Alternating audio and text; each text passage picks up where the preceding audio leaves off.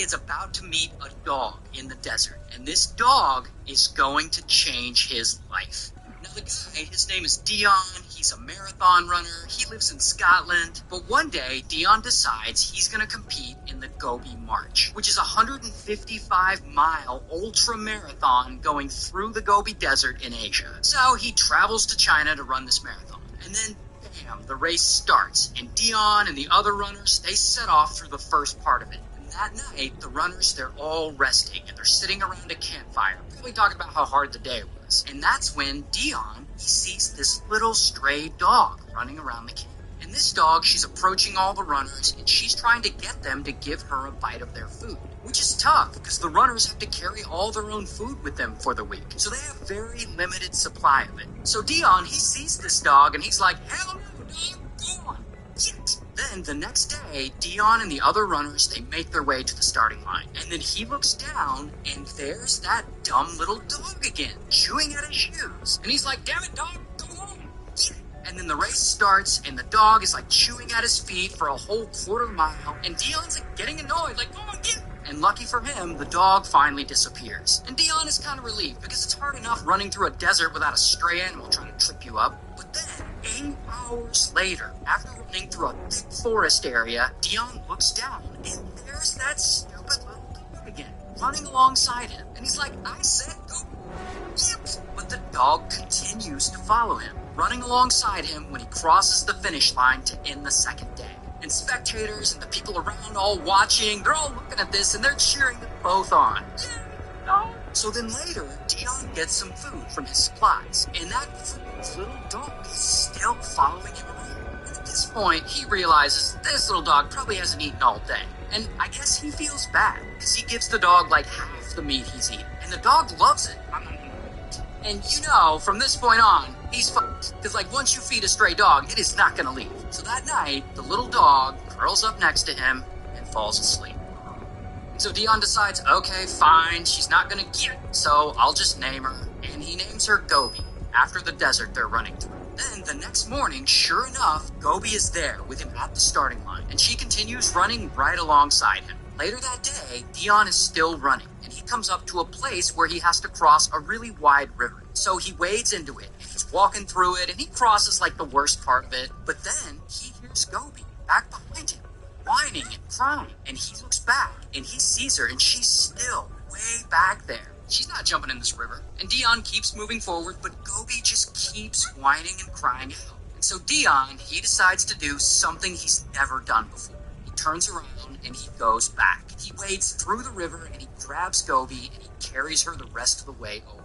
Later, Dion is on to the 4th and 5th stages of this race. Now, with these two parts of the race, the heat can easily get up to 110 degrees Fahrenheit, or whatever the fuck Celsius. And Dion's worried that little Gobi will follow him into that heat. So he gives her to the race organizers, and he asks them to hang on to her and transport her to the last stage of this race. And then, on the final day of that ultra marathon, Dion, he's about to finish this race. So he's running, and he rounds the corner, and he heads toward the finish line. And Gobi, she sees him, and she runs over to be with him, and they finish the race together. And it's pretty cool, because Dion actually gets second place. And in total, he and Gobi ran 78 miles together. And their story is all heartwarming, and the news picks it up, and they write about it a bit. So Gobi and Dion end up having, like, fans now. And so Dion decides, like, alright, fine, I guess I'll keep this stupid dog. But getting Gobi out of China and back to Scotland isn't going to be easy. Because you can't just transport an animal from one country to another. There's, like, paperwork and fees and regulations. So Dion, he has to fly back to Scotland to start the paperwork to get Gobi out of China.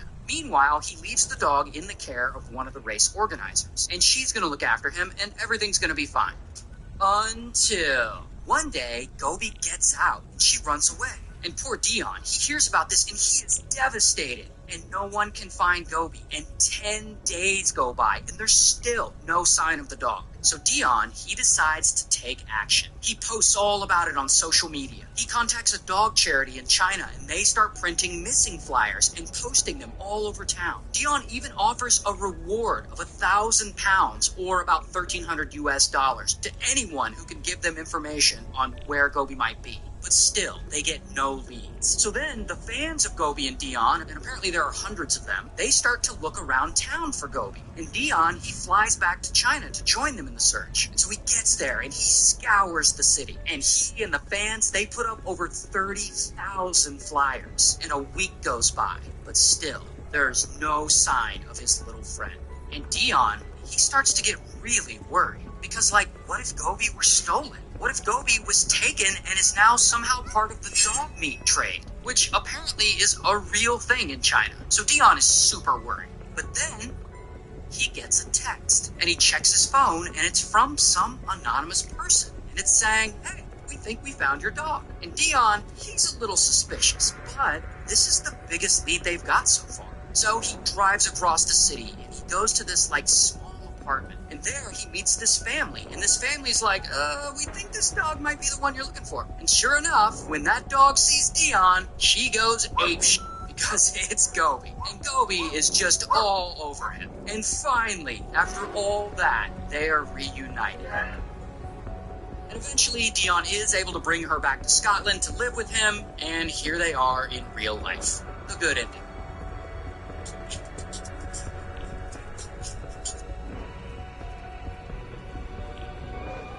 Alright,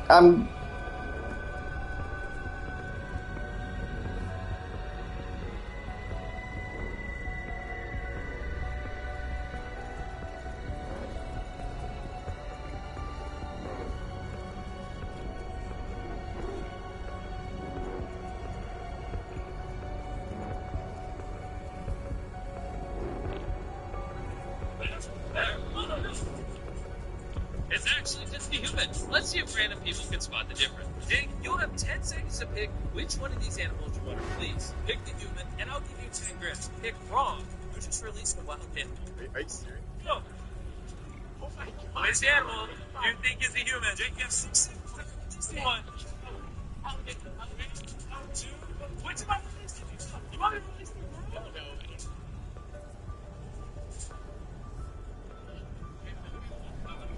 You get this? Hey, here's $10,000. Isn't that sweet? Subscribe. It's actually just a human. Let's see if random people can spot the difference. Jake, you'll have 10 seconds to pick which one of these animals you want to release. Pick the human, and I'll give you 10 grams. Pick wrong, you just release the wild animal. Are you serious? Go. Oh my god. Which animal do you think is the...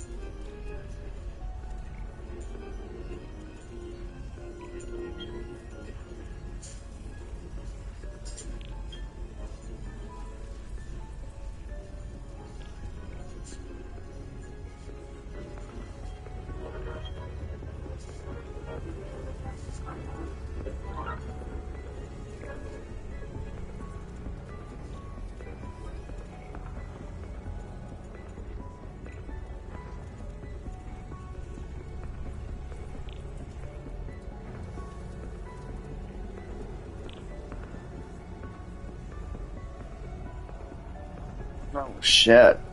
I was live for 10 minutes.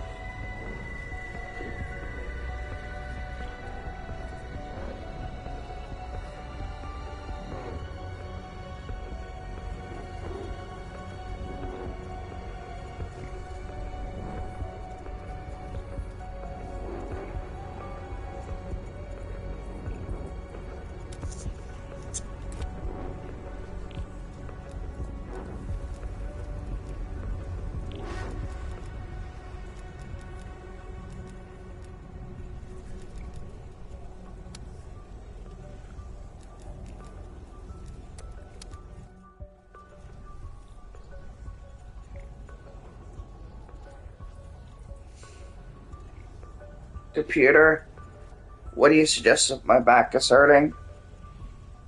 From Upline.com. If your back hurts, gentle stretching can sometimes help relieve pain.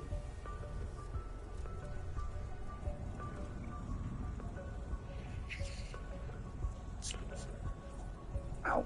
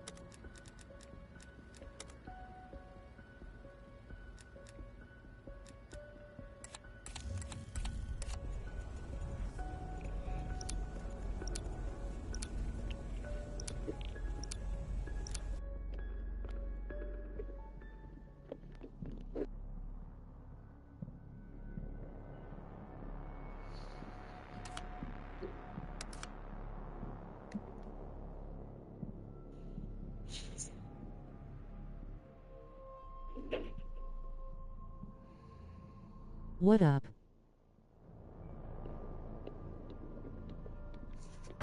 John. Do as ordered, Requiem. Find Valentina. Destroy her army. Or your pilot will be bled dry.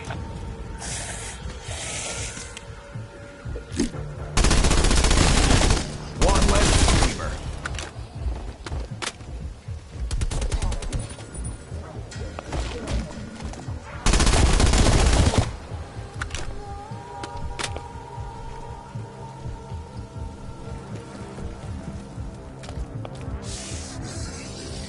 And here everyone thought I was the treacherous bastard. Turns out Miss Goody Two-Shoes was a Nazi agent this whole time. Not just a Nazi pick. Her father led N-Station, the very facility that caused the outbreaks and opened the portals to the Dark Ether. She has planned this from the start. Get the power on. We won't find her in darkness.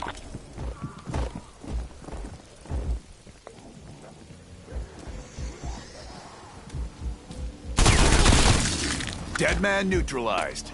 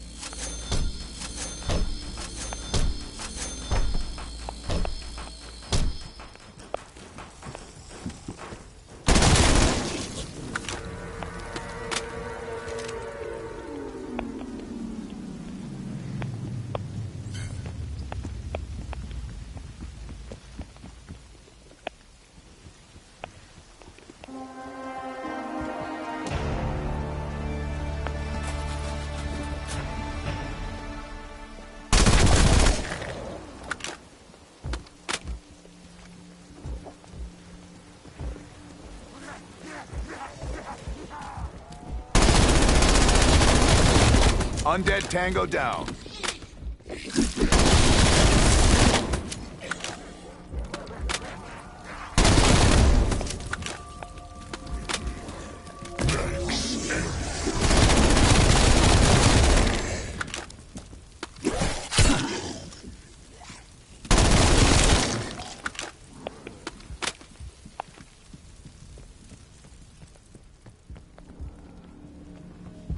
Tempests were critical to my inversion warheads. Remember? The ones you sent to the bottom of the ocean.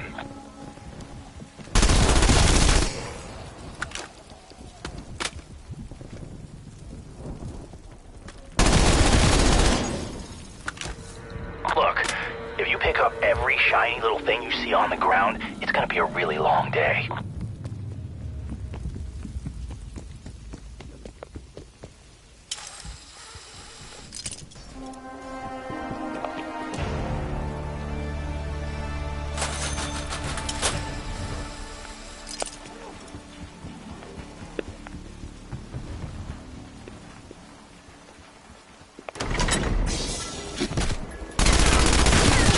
Hostile expired.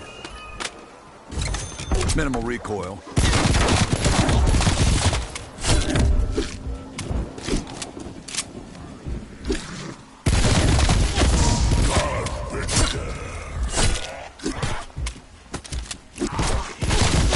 Down you go.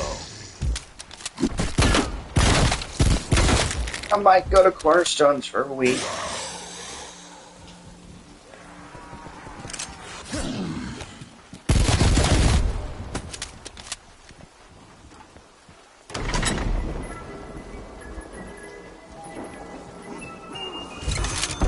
Plans for this.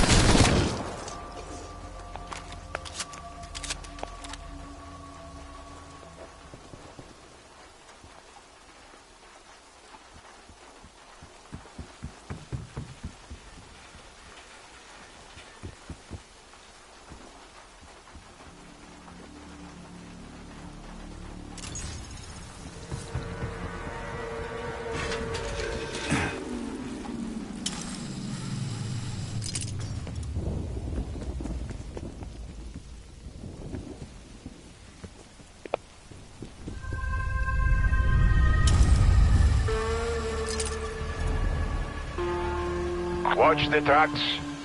After surviving so much, getting hit by a train would be a pity. Looking good. Mine. Zombie down. Shot out.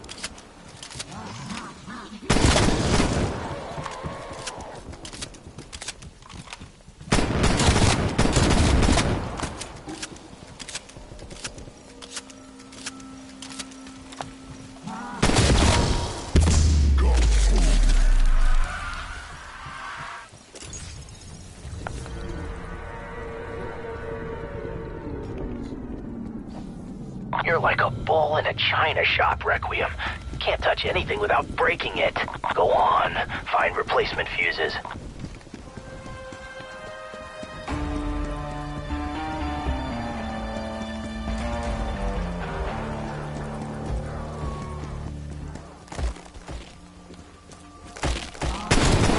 Infected threat removed. Good. Valentina came searching for Endstation's early lab. It must be nearby.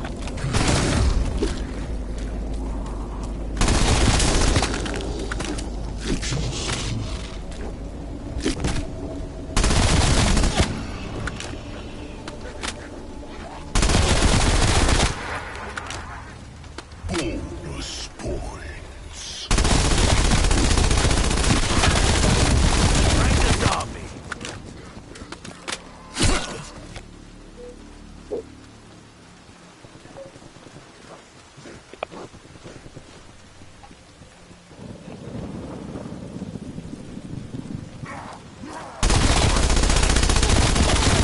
Well now, who's the beaut in the chair? I didn't know Requiem was investing in robotics. Your world will soon be mine. Do not fight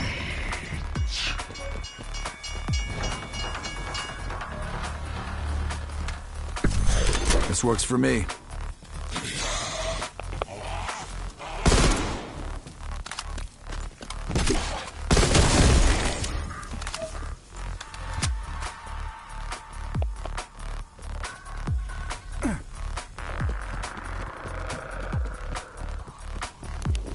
That one breathes new life into its allies. It must die quickly.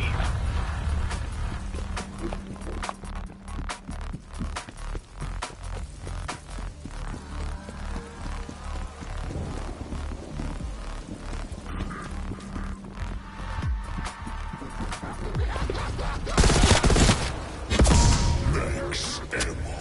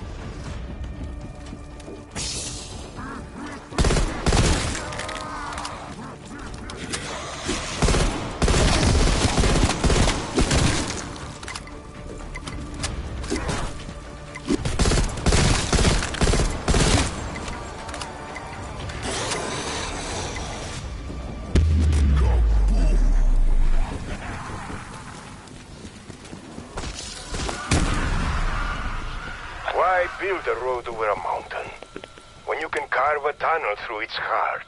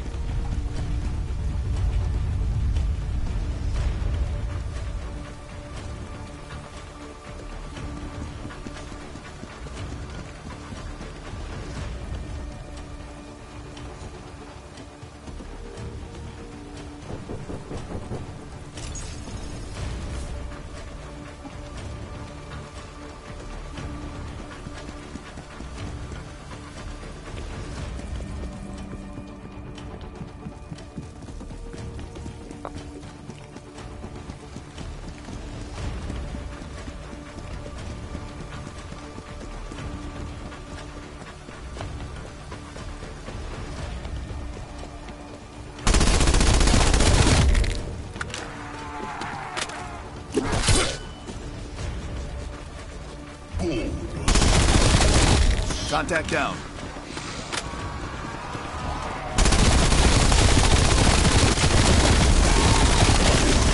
Detected threat removed.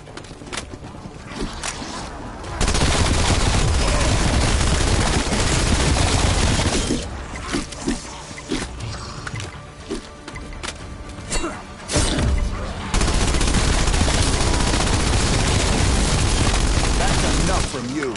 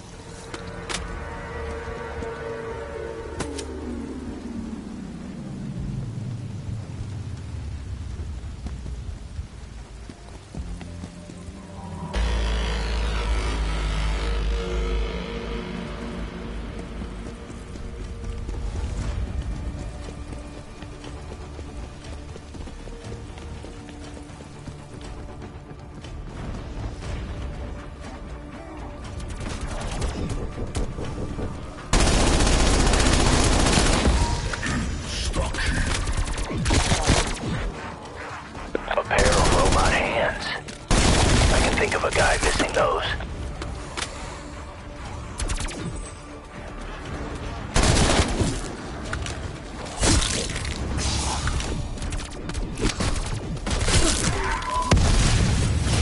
Those undead tank units used to work for Omega. The Dark Ether corrupted them.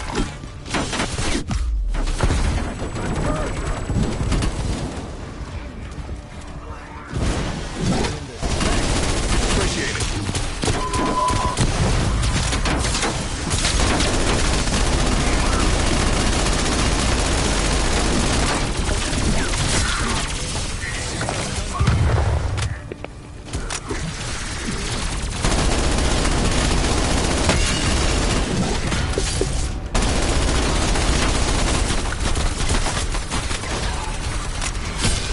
Down you go.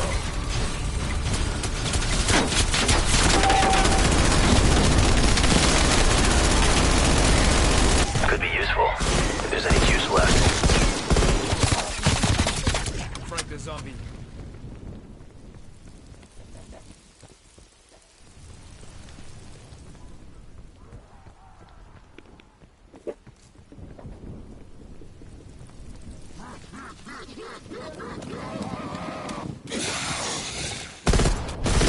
Opportunity to exfil. Take it if you must. But there will be consequences.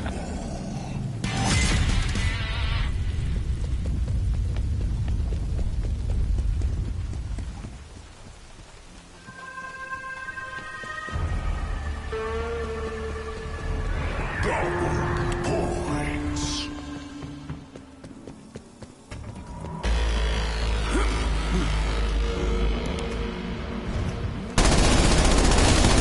Zombie down. Computer.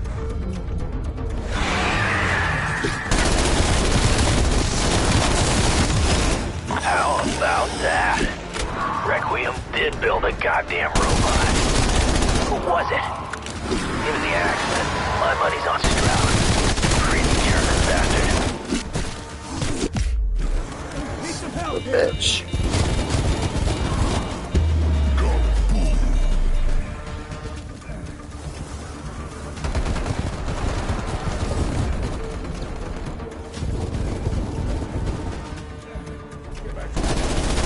Appreciate the save.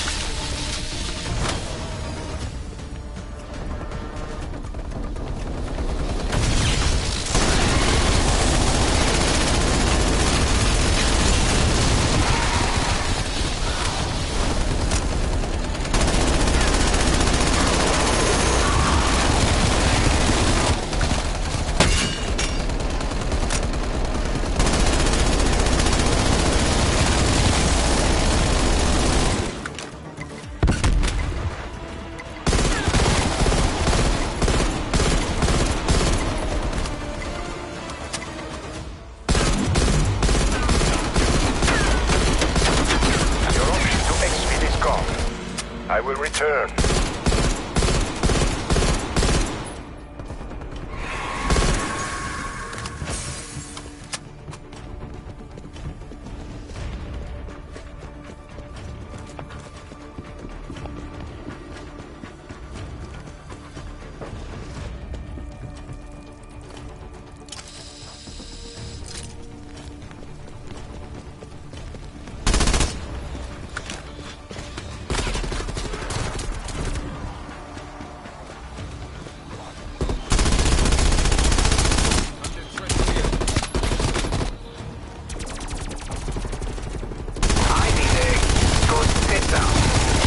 From here, right?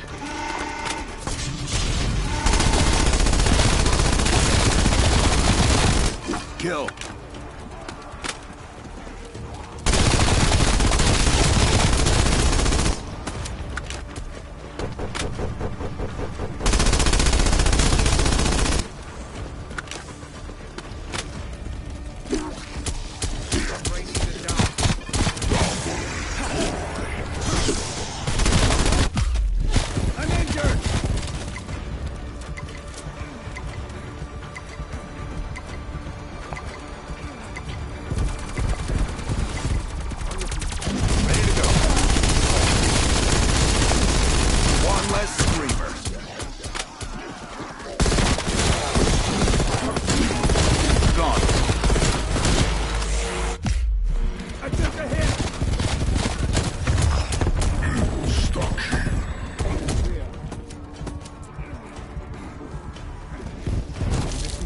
Much.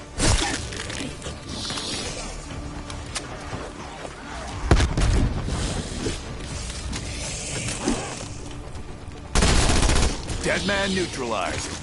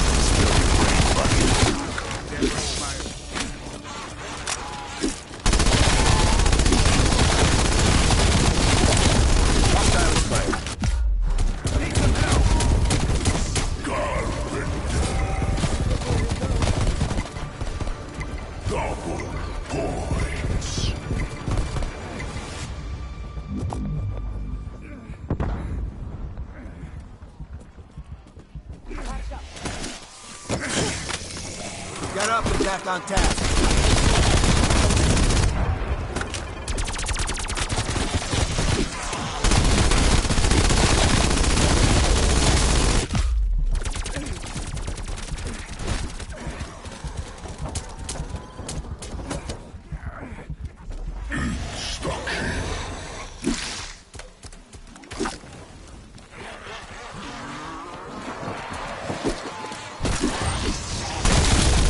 Tango down.